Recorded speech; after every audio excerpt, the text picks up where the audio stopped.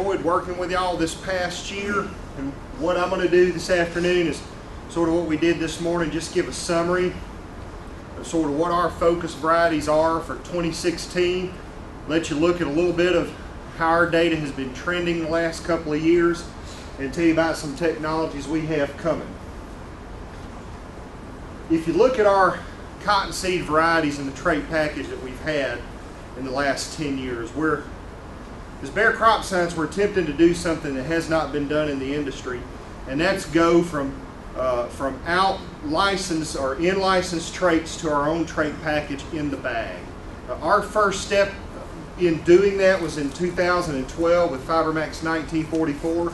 It was a Glytol Liberty Bollgard 2 variety. And most of y'all know Glytol is our proprietary glyphosate tolerance trait. Liberty Link is glufosinate tolerance. And Bollgard 2, of course, is 2-gene worm protection. TwinLink was our next step in that process. And what TwinLink is we believe is a very comparable 2-gene, 2-protein resistance to worm pests.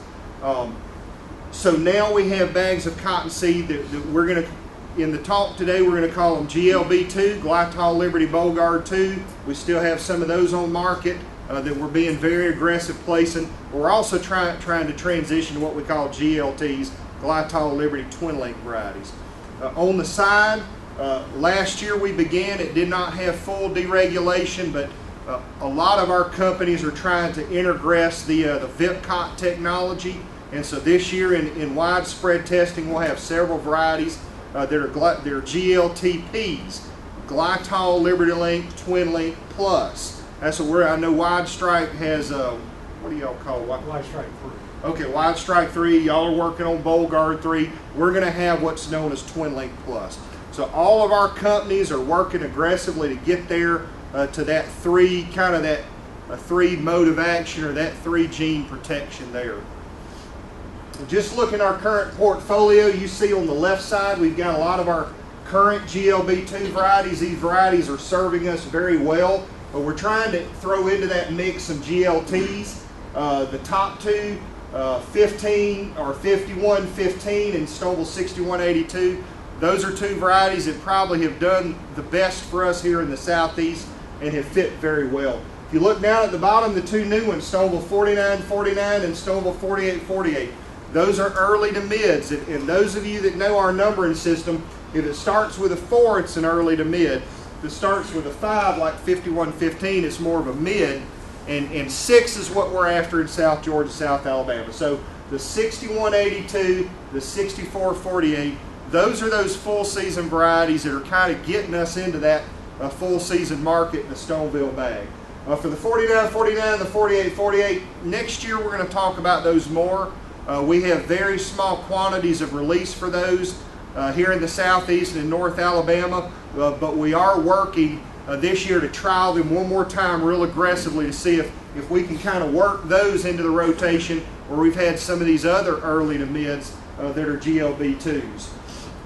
Just looking at geographic fit, I'm just going to kind of hone in on the few varieties that if you're a sales rep with Bayer, these are the varieties you kind of want to go on the farm with and just really try to place with your growers, talk to the retailers about, work with the consultants to get them placed. This is where we feel like our biggest growth potential is. The first one of those is Stoneville 4946, GLB2. Exceptional yield potential and also early season vigor. This is sort of our early season standard as far as vigor is concerned. Comes out of the ground real strong, does real well. The way that I would describe this variety, there are 2 key points here. Every company has root knot nematode varieties now. We realize the need for that. We're aggressively breeding for that. Stoneville 4946 GLB2, that is our root knot variety. That's the variety that we've seen do really well in years past in deep, sandier soils where root knot nematode is an issue. When a sales rep is trying to place a variety with a grower, if root knot nematode is a concern, this is sort of our go-to variety. The other thing about 4946, it's a tough variety. For an early to mid-maturing variety, it really, in our trials, even here in South Georgia and South Alabama in the last few years, this variety kind of can take a licking. It's not that aggressive growing, Doesn't require a whole lot of PGR to manage, but it sort of kind of runs the gamut from higher stress areas to more what we call the ice cream dirt. The other thing to note about Stoneville 4946 is this year it was, according to the USDA, this was the #1 planted cotton variety in the U.S. It has a very broad fit from the Texas High Plains all the way to Virginia.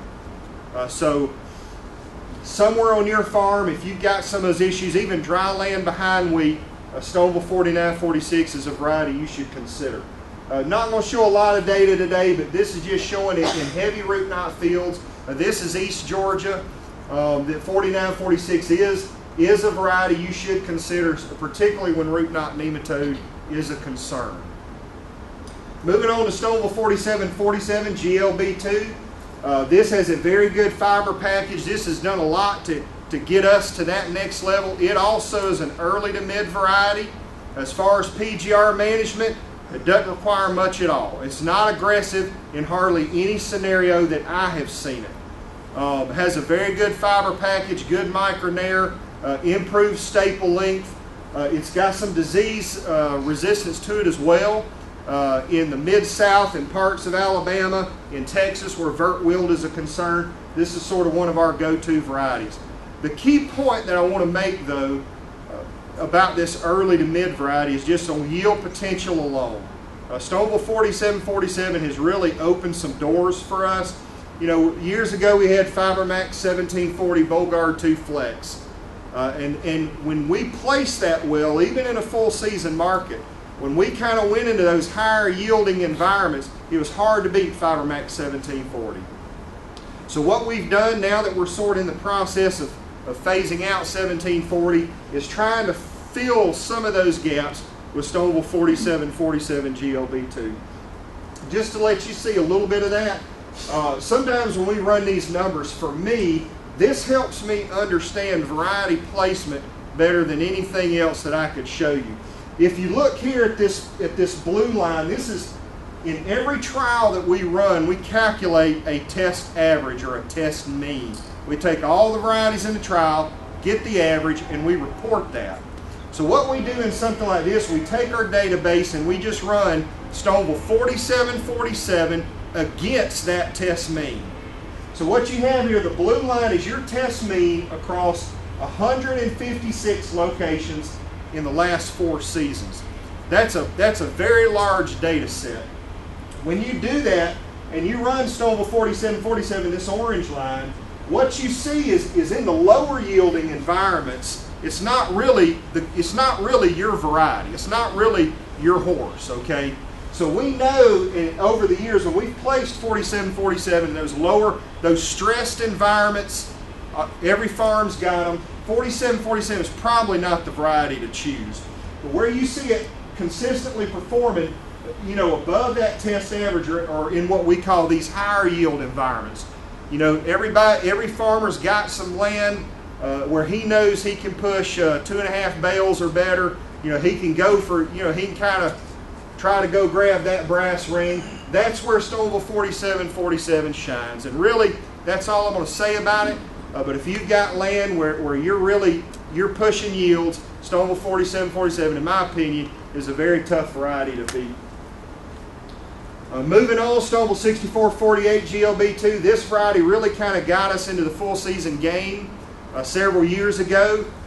It gives us good data on in that higher yield environment where 4747 excels. 6448 will do okay. But where we've really seen 6448 excel is what we call those lower yield environments. That's stressed acre, where you need a dependable full season aggressive growing variety that'll make a stalk and put on fruit. The other thing about Stoneville 6448 really is its fiber quality. It is not in a FiberMax bag, but the staples are high, the micronairs are excellent. 6448 GLB2. Not the best fit behind wheat. You can plant this thing too late and it won't have time to make.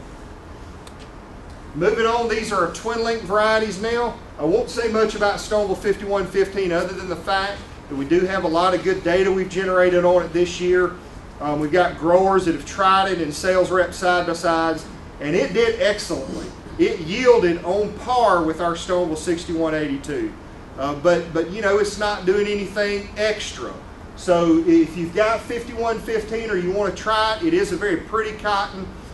It holds in the burr very well if you got weather. That may fit the way you're growing, but I'm not going to say much else about 5115 there. You know, if all of our company reps had only one variety to talk about and time to do that, this would be ours. For Bayer Crop Science, Stoneville 6182 GLT is our go-to variety for 2016. You see by the 6, it is a full season variety. I remember a few years ago hearing one of the Monsanto agronomists talk about Delta Pine 1050 kind of being an early full. You know, it was full season, but it wasn't quite as full as some of the other stuff they had.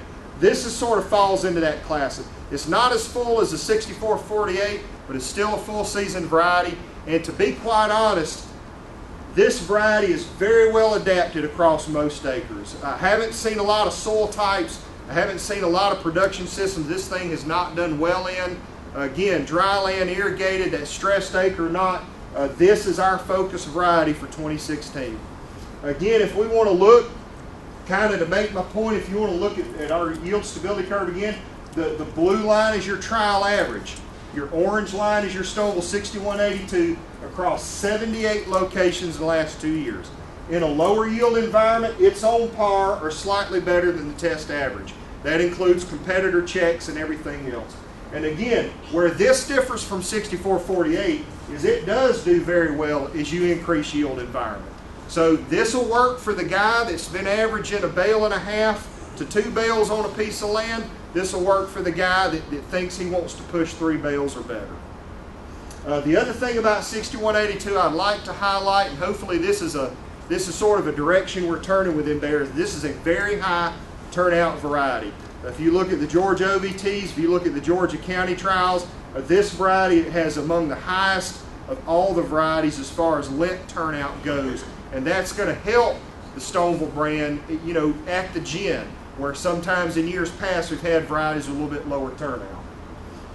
And just looking at variety placement, this slide can get very confusing. This orange arrow, this sort of yield environment, and I want to harp on that. You know, a lower yield environment to a higher yield environment, this is the way you should be thinking about selecting your varieties.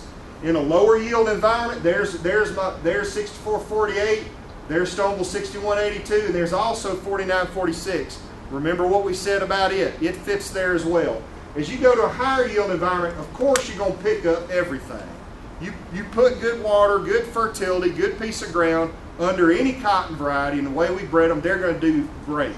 It's going to be hard to discern which one's best. But you say, okay, Josh, quit wasting my time here. What's the take-home message? These are the varieties we're really focusing on moving forward. As you go from a lower yield environment, these Stonevilles, all the way to a higher yield environment. Remember what I said about 6182. Remember what we talked about with Stoneville 4747. And we're also going to pick up one of my favorites, FiberMax 1944 GLB2. That was the first GLB2 that we came forward in the East with. Excellent, outstanding fiber quality coming out the other end of a gin. We still have it available. It's still for sale. It's kind of becoming an older guy in the cotton variety world. This will be its 5th season. Most of y'all know that cotton variety kind of goes through a 5 or 6 year life cycle typically. But we still do have FiberMax 1944 available. In some of our literature, you'll see a right variety, right field charts that basically is kind of what we've just talked about. Kind of lets you know based on light, medium, or heavy soil types, dry land or irrigated, how to help you select varieties. You'll also see in some of our variety guides a PGR management. We've touched on that briefly. Your 4747, your 1944, your 4946, those are what we consider lower needs as far as PGR management. Just not going to require a whole lot. You can easily run danger of putting too much growth regulator on it. All right, just to say about seed treatments, if any of y'all been to Philip Roberts' talk, you know, you have heard him say that those first 14 days of a cotton seedling's life are critical. That's where you know, that one true leaf cotton is where you experience your most yield loss. So it doesn't matter what you use. Our research shows, I'm partial to Eris, that's our product, but research shows that any seed treatment or any in-furrow application is better than no seed treatment at all.